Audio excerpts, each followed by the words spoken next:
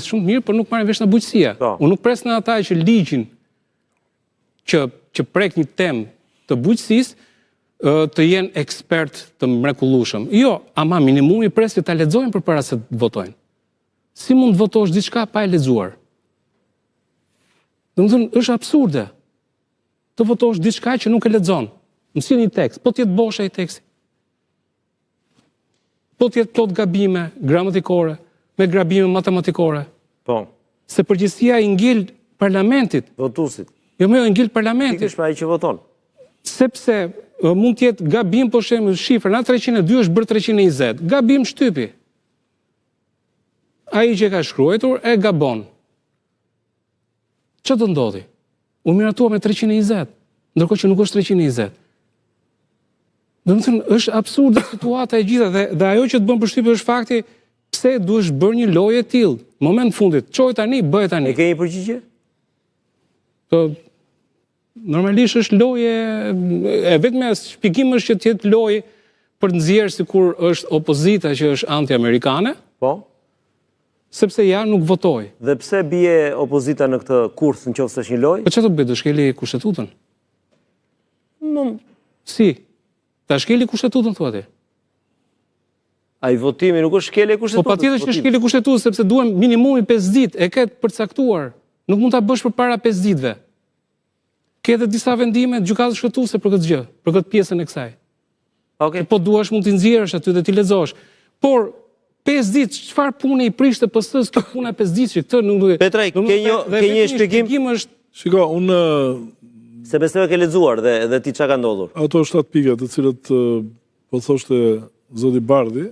Po. Në tjetër gjë ajo punë 5 ditë që thotë Endrej, që janë disa elemente të cilët qëndrojnë apo nuk qëndrojnë, por duke qenë se kemi pjesë të Jo, o qëndrojnë, nuk qëndrojnë, kjo është pyetja. Një sekond. Po.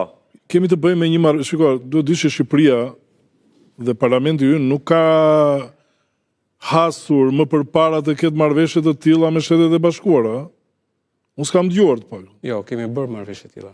Me shifra kaq të mëdha? Me shifra kaq të mëdha jo, po programi dhe ky ka qenë shumë i detyruar që neve duhet të blejmë nga Shtetet e Bashkuara për të justifikuar 2%-in. Nga programi FNF ka qenë vitin 2000 ca. Tjetër gjë, nuk e kam atje, unë duhet të dalë. Dhe nuk ka qenë me shifra të tilla, okay, por marrëveshje. Shikom, në pjesa e marrëdhënies që Partia Demokratike ngatron argumentin politik me atë juridik.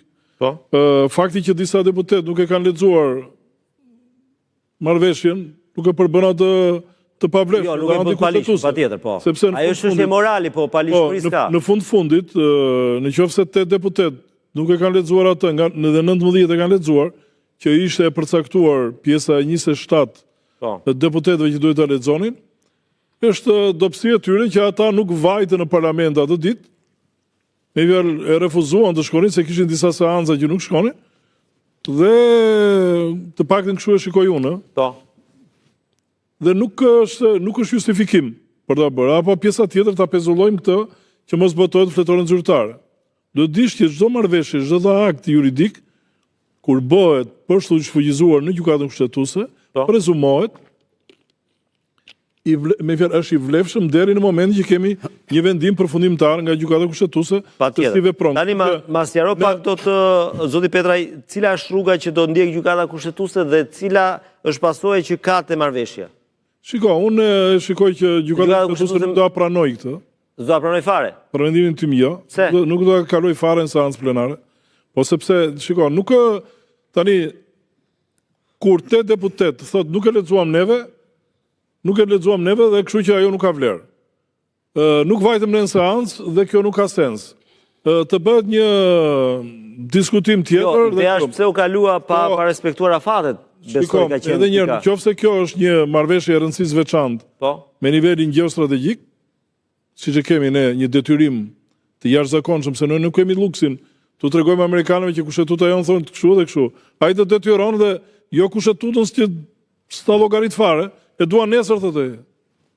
Por kjo nuk ka këtë sens në këtë radhë. Kjo ka sens për një huaje për të blerë disa pajisje luftarake, të cilat është në kuadrin e 2% të NATO-s. Kështu që gjykata kushtetuese për mendimin tim nuk do ta marrë shqyrtim, po thonë. nuk do ta marrë fare në shqyrtim këtë, se ajo ka shkelje njërë edhe nga vetë kërkesat. Nuk e ka justifikim zoti Bardhi që thotë që 8 veta nuk e lexuan, thotë. Kush i pengoi ato që mos i lexonin? Askush. Kush e pengoi Partinë Demokratike që të vinte në seancë e të merr?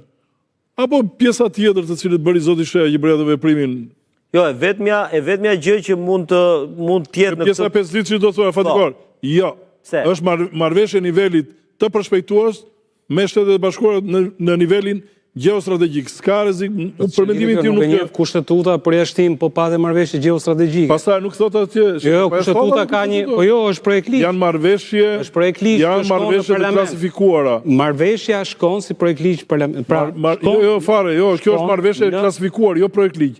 Projekt ligj është tjetër. Shikoj, na këtë marrëveshje të tipit të tillë, jo me shumë të tilla. Nuk e di, Shqipëria ka që nga vitet 2000 që e bën, vetë kanë qenë shumë një herë 2, një herë 10, një herë 15. Kemi sqaroj marrëveshjes se ne nuk e dim Nuk është është bërë. Neve jemi shumë të detyruar, të paktën kjo është marrë në kushte edhe një sforcë të jashtëzakonshme.